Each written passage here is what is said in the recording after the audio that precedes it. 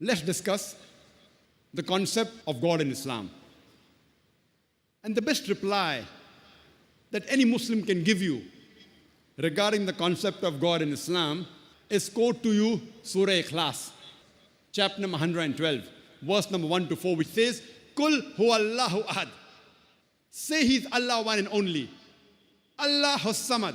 Allah the absolute and eternal. Lam yalid walam yulad. He begets not, nor is he begotten. Walam yakul lahu kufuwan ahad. There is nothing like Him.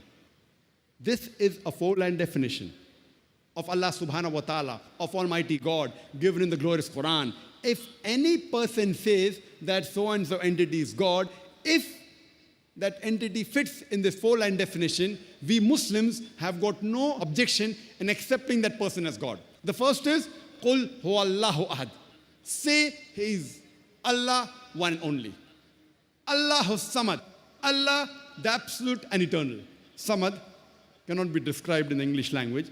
It means a person who is self-existing, He's eternal, He's absolute. Everything is dependent on Him. He is independent of anything and everything. It has a very broad meaning. Lam yalid walam yulad. He begets not, nor is he begotten. Walam yakul lahu kufuwan ahad. There is nothing like unto Him. This Surah class is the touchstone of theology. Theology means, it comes from the Greek word theo, meaning God. Logy means study. Theology means study of God. And touchstone means, if you want to buy gold or want to sell gold, you normally go to a goldsmith and you want to find out how pure that gold is. So if you want to buy gold, you go to a goldsmith, he takes the gold and he rubs it against the touchstone. And he matches the color with the card he has got. And then he tells you whether the gold is 24 karat gold or 22 karat gold or 18 karat, or it may not be gold at all, because everything that glitters is not gold. And that panel is also then the exhibition, Surah Ikhlas, the touchstone of theology. So anyone who says that so-and-so person is God, you put him to the test of Surah Ikhlas. If he passes the test, we Muslims have got no objection in accepting that person as Almighty God. For example, there are many human beings who say that Bhagwan Rajnish, He's Almighty God. Once during question answer time, there was a Hindu brother who told me, Brother Zakir, we don't believe Bhagwan Rajnish to be God. And I told him, I never said that the Hindus believe Bhagwan Rajnish to be God. I said some people, many people believe Bhagwan Rajnish to be God. I've read the Hindu scriptures. Nowhere do the Hindu scriptures say that Bhagwan Rajnish is God. Let's put this Bhagwan Rajnish to the test of Surah Ikhlas. The first is, Kul huwa Allahu ahad. Say He is Allah, one and only. Was Rajnish one and only?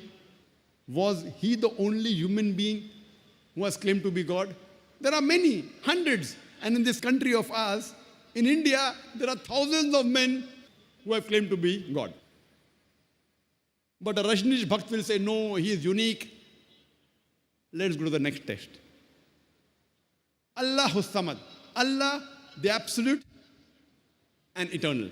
Was Rajnish absolute and eternal?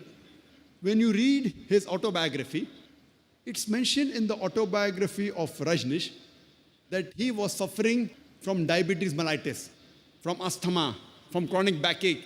Imagine Almighty God suffering from diabetes mellitus, from asthma, from chronic backache. And the third test is, Lam yulid walam yulad. He begets not, nor is begotten. We know that Bhagwan Rajnish, he was born in the state of Madhya Pradesh, and he had a mother and father. And in the year 1981, he goes to America, he goes to USA, and he takes thousands of Americans for a ride. And in the state of Oregon, he starts his own village, which was called as Rajnishpuram. Later on, the American government, they arrest Bhagwan Rajnish and they put him behind bars in prison.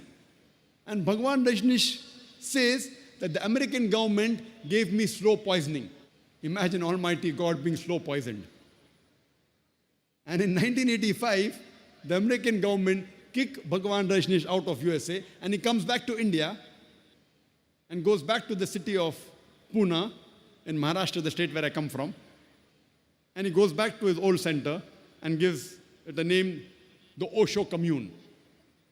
And if you go to the Osho Commune, and I've been there several times, it's mentioned on his samadhi, Bhagwan Rajneesh, Osho, never born, never died, but visited the earth from the 11th of December 1931 to the 19th of January 1990. Never born, never died, but visited the earth from the 11th of December 1931 to the 19th of January 1990. They forgot to mention in his samadhi that he was not given visas to 21 different countries of the world. Imagine Almighty God coming down to this earth. He wants to visit the world and he requires visas. He was not given visas to 21 different countries of the world. And the Archbishop of Greece said, if you don't remove Rajneesh out of this country, we will burn his house and the house of his disciples. And the last test, وَلَمْ يَكُلْ لَهُ كُفًّا أَحَدٌ. There's nothing like him. It's so stringent that no one besides the true Almighty God can pass. The moment you can compare God to anything in this world, He is not God. وَلَمْ يَكُلْ لَهُ كُفًّا أَحَدٌ. And we know Rajneesh, like us human beings, he had 2 eyes, 1 nose, 2 hands, white beard, he wore a white robe. The moment you can compare God to anything in this world, He is not God. وَلَمْ يَكُلْ لَهُ كُفًّا أَحَدٌ. There's nothing like Him. For example, if someone says, Almighty God is 1,000 times stronger than Arnold Schwarzenegger. You might have heard the name Arnold Schwarzenegger, the person who got the title Mr. World, the strongest man in the world, Mr. Universe, the strongest man in the universe. If someone says, Almighty God is 1,000 times stronger than Arnold Schwarzenegger, the moment you can compare God to anyone, whether it be Arnold Schwarzenegger, whether it be Dara Singh, whether it be King Kong, whether it be 1,000 times or 1,000,000 times, the moment you can compare God to anything in this world, He is not God. وَلَمْ يَكُلْ لَهُ كُفًّا أَحَدٌ. There's nothing like Him. This is a 4-line definition, which is given in the Quran, in Surah Ikhlas, chapter number 112, verse number 1 to 4. That anyone who you claim to be Almighty God, if he fits in this 4-line definition, we Muslims have got no objection in accepting that person as Almighty God. So whichever God you're worshipping, I would like to tell the audience here, and all my brothers, as well as my sisters, that whichever God you're worshipping, put him to the test of Surah Ikhlas. If that God passes the test of Surah Ikhlas, he is a true God. If he does not pass the test of Surah Ikhlas, he is not a true God.